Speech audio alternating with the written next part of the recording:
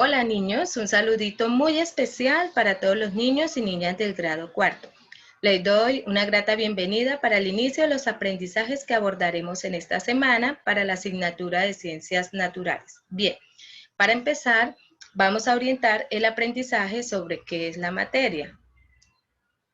Nos referimos a la materia, decimos que es todo lo que nos rodea, que tiene masa y ocupa un volumen en el espacio. La materia de lo que están hechos, los objetos y los seres también tienen unas propiedades que nos van a permitir poder diferenciarlos. La materia puede ser inerte o puede ser viva. Todos contienen o poseen masa, volumen y ocupan un lugar en el espacio. Podemos concluirlo como todo cuanto existe a nuestro alrededor está compuesto de materia. Bien, la materia también tiene unas propiedades. Vamos a hablar de las propiedades generales, que son aquellas características que son comunes en todos los cuerpos. Por ejemplo, la masa, cantidad de materia que contiene un cuerpo. Otra característica general es el volumen o es la extensión o el espacio que ocupa un cuerpo. Ahora observemos con atención el siguiente video que nos complementará el aprendizaje. Todo lo que podemos imaginar, desde un libro, un auto, una silla, el agua que bebemos o incluso algo intangible como el aire que respiramos, está hecho de materia. Por principio, la materia es todo aquello que tiene masa y ocupa un lugar en el espacio.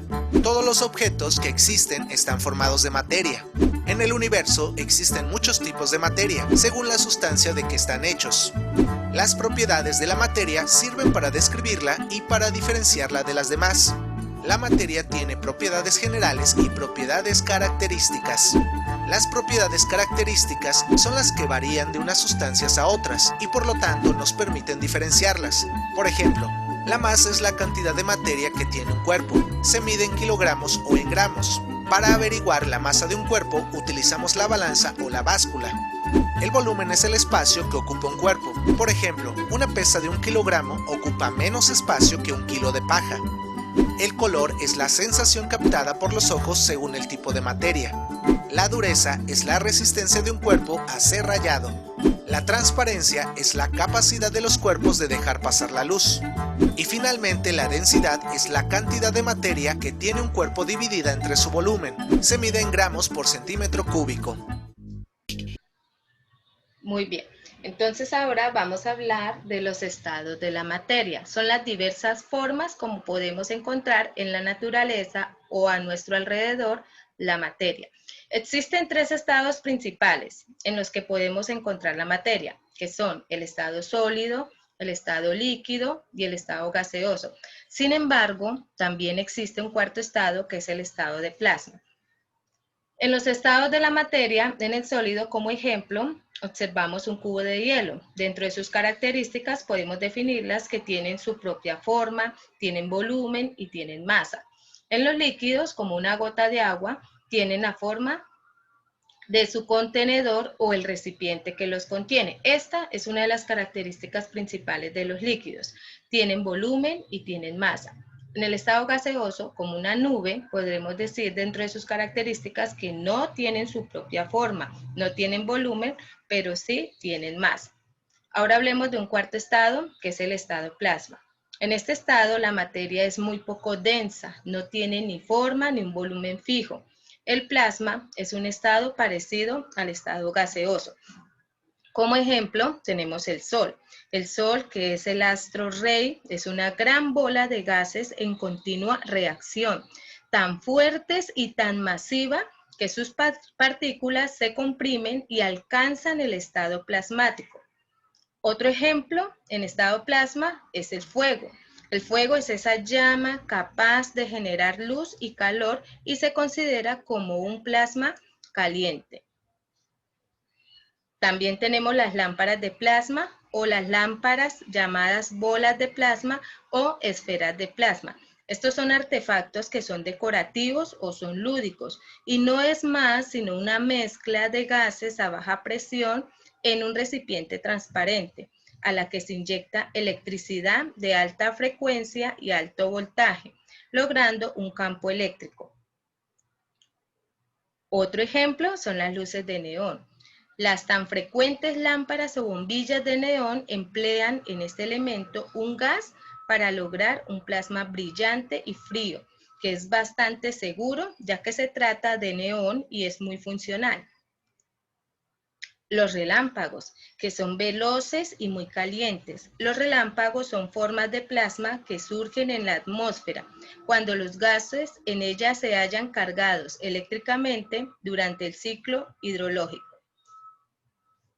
Bien, ahora hablemos de las propiedades específicas de la materia. Las propiedades específicas son aquellas propiedades que caracterizan a una sustancia, quiere decir que son como aquellas características particulares y que la hace diferente de las demás. Por ejemplo, la densidad, la solubilidad, la dilatación, entre otras. Hablemos de la densidad. La densidad, cuando se sumerge un cuerpo en agua, puede flotar o hundirse dependiendo de su densidad. Si la densidad del cuerpo es menor que la densidad del agua, el cuerpo flota. Pero, por el contrario, si la densidad del cuerpo es mayor que la densidad del agua, el cuerpo se hunde. Otro ejemplo es la densidad del acero, que es mayor que la del algodón, porque 1 kilo de acero ocupa menos volumen que 1 kilo de algodón. El hielo, por ejemplo, flota en el agua porque su densidad es menor, es decir, hay menos moléculas en 1 litro de hielo que en el mismo volumen del agua. Otra propiedad específica o particular es la solubilidad. La solubilidad es la capacidad de un cuerpo o una sustancia a la cual llamamos soluto y que esa capacidad a la que se refiere es la que tiene de disolverse en otra sustancia que se llamaría solvente. También se emplea el término para designar la cantidad de materia máxima de dicho soluto que un solvente puede recibir en condiciones determinadas, como la temperatura en los sólidos y la presión en los gases. En el ejemplo observamos que siendo este sólido sal y lo llamaremos el soluto y la sustancia en la cual se va a disolver sería el agua, sería el solvente.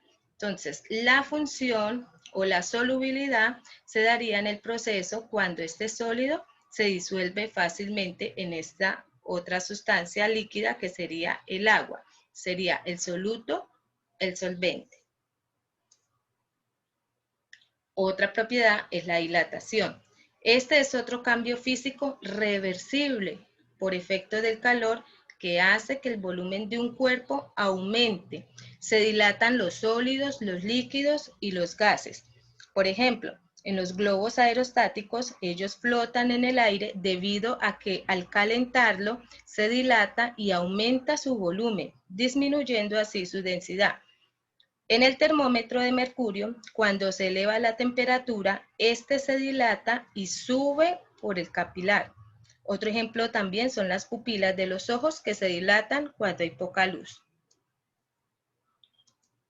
Bien, ahora la materia también puede presentar algunos cambios. Quiere decir que hay sustancias que las encontramos, por ejemplo, en estado líquido y las podemos convertir o se pueden pasar naturalmente a un estado sólido. Este proceso es el que llamamos solidificación. También puede ocurrir que una sustancia, un cuerpo que se encuentre en estado sólido puede pasar a un estado gaseoso y este proceso es el que llamamos sublimación.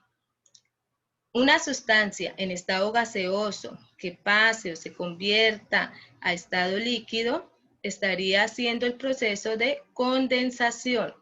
Una sustancia en líquido que pase, se convierta en gaseoso, sería el proceso de vaporización. De sólido a líquido, el proceso se llama fusión y de gaseoso a sólido, cristalización. En el siguiente video vamos a ver unos ejemplos claros de algunas sustancias o materias que hacen o cambian su estado. Observemos.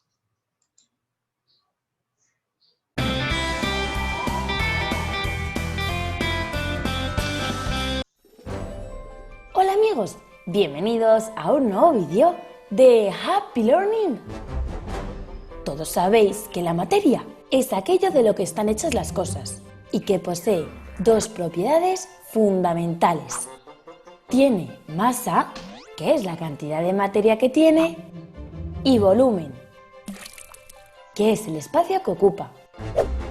Bien, pues hoy vamos a conocer los estados en los que puede estar la materia.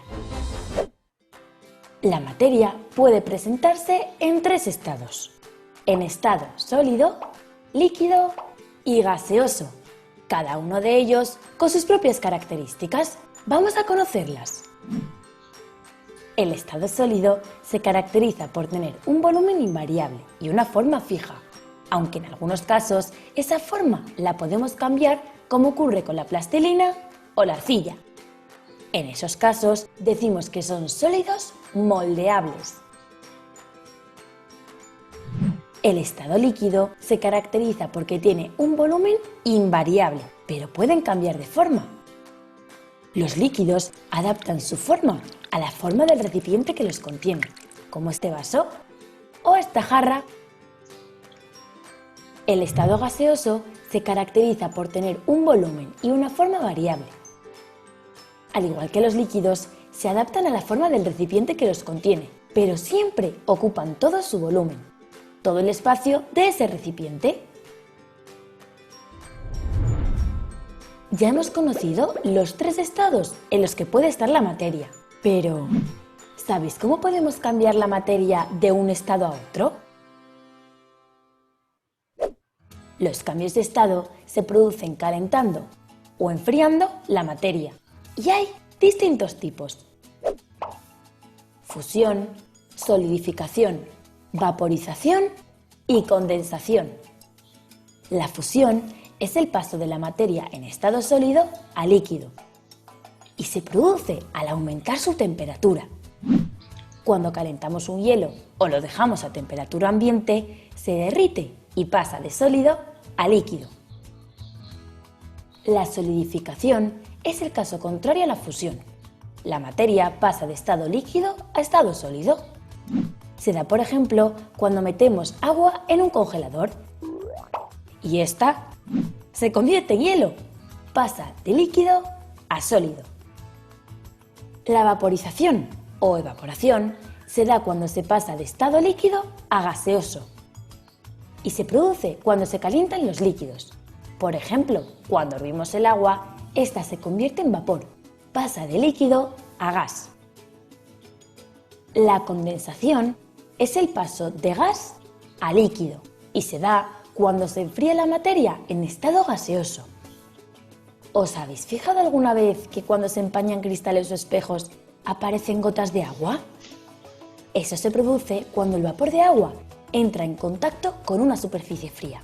En ese momento, el vapor se enfría y se convierte en líquido. ¡Fácil, eh!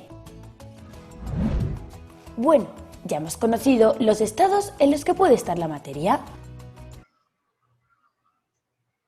Bueno, mis niños, ahora vamos a realizar la actividad de la página 80, para lo cual entonces los invito a que revisemos las conceptualizaciones, donde vamos a encontrar nuevamente las propiedades tanto generales como específicas de la materia. Vamos a realizar actividades y donde tenemos también unos enlaces sugeridos para que complementemos nuestro aprendizaje. Muchas gracias, mis queridos estudiantes. Les deseo éxitos en la realización de sus actividades. Nos veremos muy pronto.